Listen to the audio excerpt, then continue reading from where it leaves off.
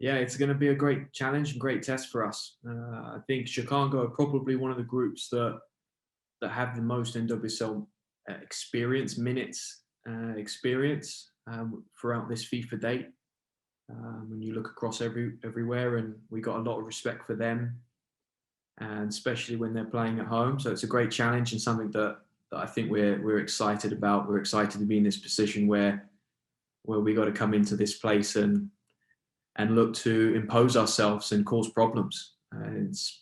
We've been built to really thrive and look at opportunity and challenges, and there's an opportunity to be better and grow, and this is a great one. All right, if you have a question for Mark, go ahead and raise your hand. All right, we'll start things off with Grant Little. Hi, Mark. Hope you're doing well.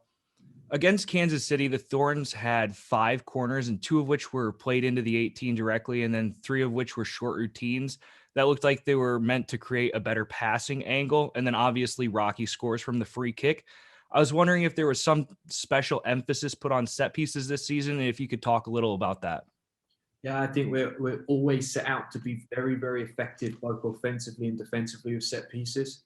You could go through since 2016 and look at our crossing free kicks and our attacking corners and say we are a constant threat, whether it's been Tobin Heath or Ali Long, or whether it's been Klingenberg and Rocky Rodriguez. We always look to invest a lot of time, and we really believe in that area of the game in wanting to be effective. And then, yeah, the whether we're playing short, medium, long, delivering right away, or playing combinations, it always depends on the opponent's structure. We're built to be able to take advantage of space or gaps or weaknesses in the opponent's structure, and the way that our assistant Rich Gunny, who runs our attacking set pieces, is rather than having specific, this is what we do and how we do it, it's coaching the players to be able to be aware of the opponent, where their space is, and make decisions based on that, which, yeah, 2 things, hopefully makes us effective, and 2, makes us hard to predict, because we're going to try to find a solution. It's no different in open play. We're going to try to find a solution that's specific to that moment and what the opponent or the space on the field is. And I love the way that we care about this part, but where we've gone with it over the last 2 years, and the work that Rich on the attacking and Sophie Clough on the defending side have done. Reminder, if you have a question for Mark, please go ahead and raise your hand. Not all at once, everybody. All right, we'll go to Leo next. Yeah. Hi, Mark. Wondering if you can talk a little bit about how you'd assess Meghan Klingenberg's performance in the midfield on Friday, and kind of what your takeaways from that are.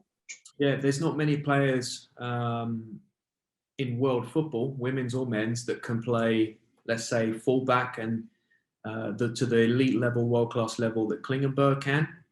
And then also go into the midfield and be able to adjust and have the intelligence, the awareness to be able to have an impact like she did. At the same time, it's the starting point. If she ever has to play back in there again in the future, I think it would be great to see her progress. Philip Lahm is someone that I think of who's been able to do it. Kimmich recently at Bayern Munich is someone that can do that on the men's side. Great credit to Kling. The only way we have the ability to be that flexible is because she's such a smart player, technically, tactically smart, but she's a decision maker. And we needed, in that game, we felt we needed quality in that area of the field. And she wants to be higher up the field. We want her up the field. She almost starts higher, right? At fullback, we need to build play and progress where she can move into that area. So I thought it was a great performance from her under the circumstances. And KC were very deliberate in stopping and denying space central and not allowing those players to get the ball. So it was a great start for her under difficult circumstances. All right, next we'll go to Meg Linehan. Hi, Mark. I know we're going to talk about this game that's upcoming, but I was hoping that you would maybe indulge me, as today is actually the 20th anniversary of the first ever game and WSA, and just, I think there was some humor in the fact that JP Dellacamera had the call for that first ever WSA game and then had the call for the first NWSL game of this calendar year. But just in terms of thinking about 20 years of professional women's soccer and maybe where we are right now and where we would be without WSA and part of this history, what your viewpoint is of these past 20 years. Yeah, I think I saw 35,000 were at that game, RFK, around that, Meg. That first game, am I right? Just incredible to think what, the number one thing that stands out is people in this country want to support athletes, male or female, and continue to push boundaries. And you could look over the years. I remember talking to Tiffany Roberts, who's Tiffany Roberts Haydak now, when I first got to America, 2010, 2011, trying to understand the culture, and especially on the women's side. And she would explain to me that between national team camps, without these leagues, between national team camps, she's in a park on her own, training like a beast, trying to prepare for camps or trying to jump into pickup games and trying to just do anything to get ready for the next national team camp. And there had been success at that point with WUSA, and obviously short success with WPS. NWSL obviously started a couple of years after this conversation I'm referencing. What I want to bring in that up is I know owners and media and front office. There's a lot of staff. Media's been a critical piece. You think about the coverage that other countries get and the coverage that we get here in the US, even though hope can continue to improve. England's finally woken up over the last 12, 18 months and people start covering the women's game. But here it's always been, you look at the history of how it gets covered, it's always been very positive.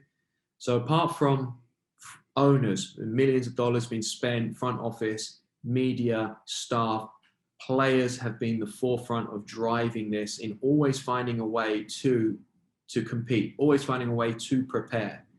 And with the players back then and the big names and the high profile quality and character on show, I wish I was around to be able to watch. There's been a few times where I've gone back and watched those games. And then you look at to today's success, the women's national team, how important is leagues? The women's national team had a little bit of a break there of winning the World Cup with the NWSL coming in now back-to-back World Cups. I think 99.9% can go where it's due with staff and players around that team. However, the NWSL has played a big part, is a part of that as well. And having a league that, a domestic league that is rich with talent and rich with high competition is crucial for the younger players, for the senior players, for players just trying to get into the professional game or trying to progress and become the best and play at a national team level.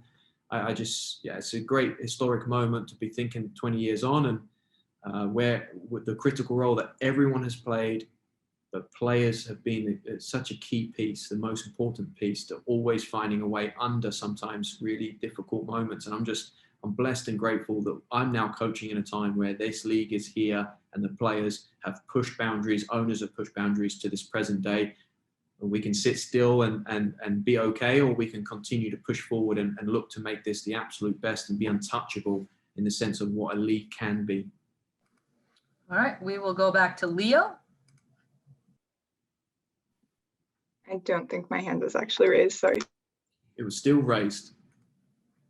Sorry. Yeah. All right, we'll go to Orlando Sanchez. Hey, Coach, just thinking, big picture and having to be in a bubble and all of that stuff to now go on the road and start to feel this certain normalcy that we've been so used to in sports, had it taken away for the past year or so. What's it been like for you guys as you start to see just a sports schedule now, a normal playing schedule, and be on a road trip, first game of the season? I think it's an important question. I might not know the answer for another week or two because it's been such a fast turnaround.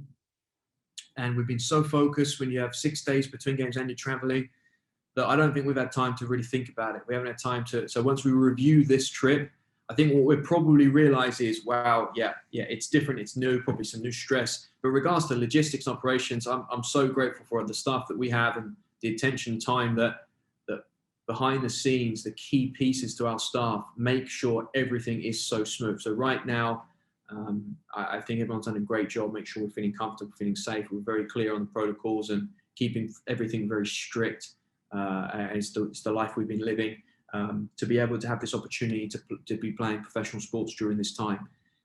I'm sure when we reflect, there was a little bit more stress around this than we realize right now. We just ain't got time to think about it. We've got a game tomorrow and we're excited about it. All right, we'll close things off with one more question from Grant Little. So in the post-match press conference of KC, Gunny kind of talked about how Christen Westphal was a potential candidate to slide into midfield, but that had to change when Emily Menges got hurt. Could you talk about what Westphal brings to the midfield if she gets another opportunity at that? Yeah, I think Christen is another player like Klingenberg and you can see how our team has evolved in the last 12 months. You know, I feel like we have to have the soccer that we want to play with and without the ball. We need playmakers. We need quarterbacks in multiple positions. We need playmakers at centre back. We need playmakers in the 6 and the 8 and in the 10 or in front of in our midfield. But what's been I'd say tactical involvement for us is making sure we have playmakers at fullback, players that are able to make positive and effective decisions, reading and being aware of the opponent, and able to break, eliminate, solve pressure, or the press. 12 months we've been a lot more deliberate. If you think about the profile of our fullbacks previously, Kling's always been here, but look on the right side. We've always had players that we really want to get high and wide and play like wingers. And our fullbacks will continue to do that positionally. But now you look at Christen Westphal, you have a look at Natalia Kuika that spent a little bit of time there in pre-season, Meghan Nally. They have to be playmakers in fullback, just like I mentioned the others. And for me, then people that you're playing at fullback like Christen, they're there because of their decision-making, their tactical intelligence, and they're players that often can deal with not just 180 degrees, but a 360-degree pressure and stress. We played Christen in the midfield against OL Reign back here at the end of February in the preseason game. She did great. We know that we have good options with her in the midfield.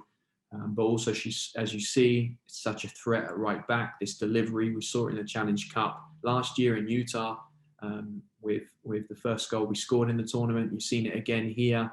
In the first game. It's tough. We've got a few players like that where we would love to have them play multiple positions, at the same time. It's not possible. So I love what Christen's done. I'm really proud of her progress. You think about the way her career has gone, what she's done last year, and looking even better, sharper this year. It's great to see her playing, getting back to her best, and showing she can be one of the elite players in this league.